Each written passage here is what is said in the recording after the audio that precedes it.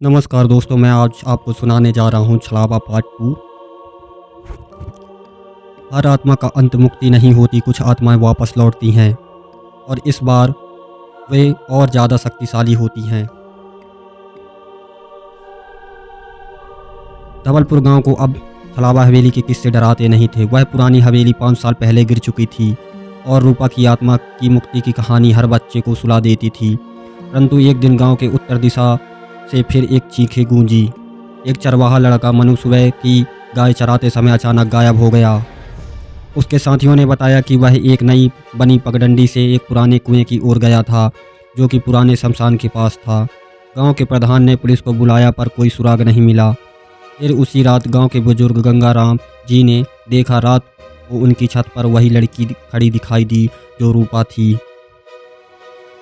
अब गौरव तिवारी एक प्रसिद्ध लेखक बन चुका था। उसने छलावा सत्य की खोज नामक पुस्तक लिखी थी, लेकिन जब उसे गांव से एक अज्ञात खत मिला, खत में लिखा था कि छलावा अभी गया नहीं, बस छुपा है, वापस आओ नहीं तो गांव मिट जाएगा। उसका चैन उड़ गया। गौरव जानता था अगर ये सच है तो उसे ज़रूर धवलपुर लौटना होगा। उसने अपनी रिसर्च टीम, डॉक्यूमेंट्री निर्देशक नैना शर्मा और तांत्रिक भैरवनाथ बाबा के उत्तराधिकारी भैरव दत्त को गांव लेकर रुख किया। गांव पहुंचते ही गौरव को पता चला कि अब तक कुल 3 बच्चे और 2 युवक गायब हो चुके हैं। गांव के उत्तर में बना एक नया कुआं रहस्यमय केंद्र बन चुका था। भैरव दत्त ने कहा, यह कुआं साधारण नहीं, इसमें तंत्र बल का केंद्र है और यह छलावे के लिए दूसरा प्रवेश द्वार बन चुका है। गौरव ने कैमरा चालू किया और रात को कुएं की खुदाई करने का फैसला किया। खुदाई के दौरान 12 फीट नीचे एक लोहे का संदूक मिला। उसे खोलते ही तेज चीखें निकली और हवा में धूल, राख और परछाई का तूफान उठा। फिर प्रकट हुआ छलावे का नया रूप। अब वह सिर्फ आत्मा नहीं बल्कि कई आत्मा से मिलकर बना एक महाछलावा बन चुका था।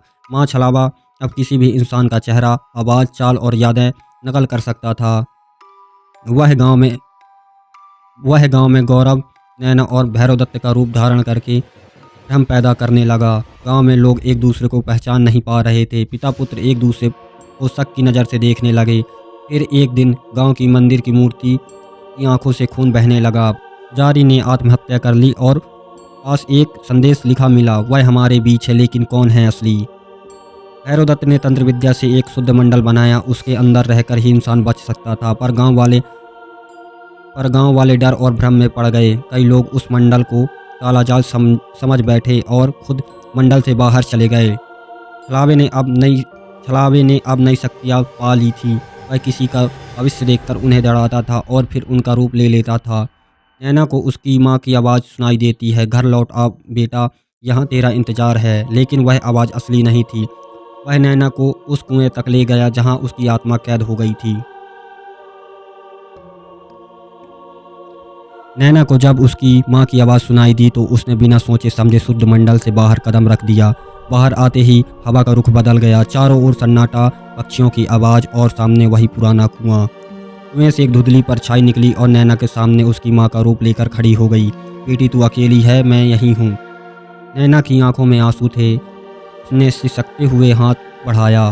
तभी भैरव दत्त दौड़ते हुए आया और चिल्लाया, नैना ये छलावा है, पीछे हटो। पर बहुत देर हो चुकी थी। उस परछाई ने नैना को अपनी बाहों में जकड़ लिया था और हवा में उड़ते हुए कुएं के भीतर समा गई थी। नैना की चीख रात भर हवा में गूंजती रही। अब गौरव टूट चुका था। उसकी आंखों में गुस्सा और दिल में दर्द था।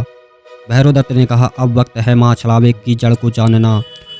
उन्होंने पुराने मंदिर की दीवार में बनी एक गुप्त सुरंग दिखाई, जिसका रास्ता प्राचीन तांत्रिक ग्रंथों के भंडार तक ले जाता था।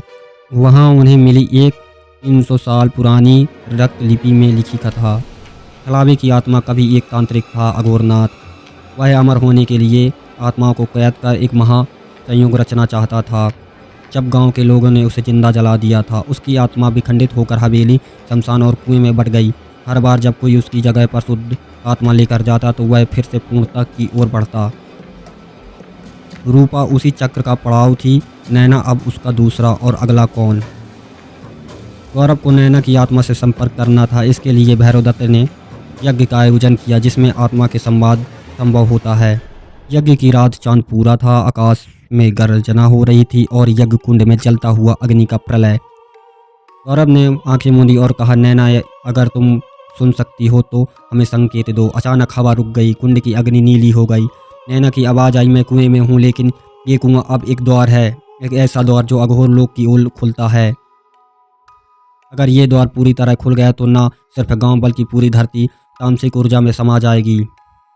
नैना ने एक मंत्र का नाम लिया, अग्निभस्त्रोतम। यह मंत्र था जो महाछलावे को पूर्ण रूप से भस्म कर सकता था, परंतु यह मंत्र अधूरा था, उसका अंतिम चरण गायब था। गौरव और भैरवदत्त ने दिल्ली लौटकर राष्ट्रीय पांडुलिपि संस्था से संपर्क किया, जहां उन्हें वही ग्रंथ मिला जो अघोरनाथ ने लिखा था। अंतिम पंक्ति में लिखा था, जो मंत्र बोले वह अपना अस्तित्व खो बैठे, क्योंकि यह मंत्र आत्मा की आहुति मांगता है। अब सवाल था, कौन करेगा आहुति। गांव लौटते ही पता चला, गांव के स्कूल में सारे बच्चे एक साथ बेहोश हो गए। उनकी आंखों में सिर्फ सफेद चमक थी और वे सब एक ही मंत्र दोहरा रहे थे, अघोरम अघोरम अघोरम। महाछलावा अब गांव के मासूमों में प्रवेश कर चुका था। गौरव ने फैसला लिया, अब और देर नहीं। शुद्ध मंडल के केंद्र में अग्नि भस्त्रोतम का उच्चारण होगा, लेकिन गौरव जानता था इसका अंतिम भाग पढ़ने वाला जीवित नहीं रहेगा। भैरवदत्त ने उसे रोका, तू गया तो नैना को कौन बचाएगा। गौरव मुस्कुराया, शायद यही मेरा उद्देश्य है। कुछ लोग सच्चाई के लिए मरते हैं, मैं उन्हीं में से हूँ। दोस्तों, मेरे इस चैनल को सब्सक्राइब कीजिएगा। यदि इसका तो आपको तीसरा भाग चाहिएगा तो कमेंट ज़रूर कीजिएगा।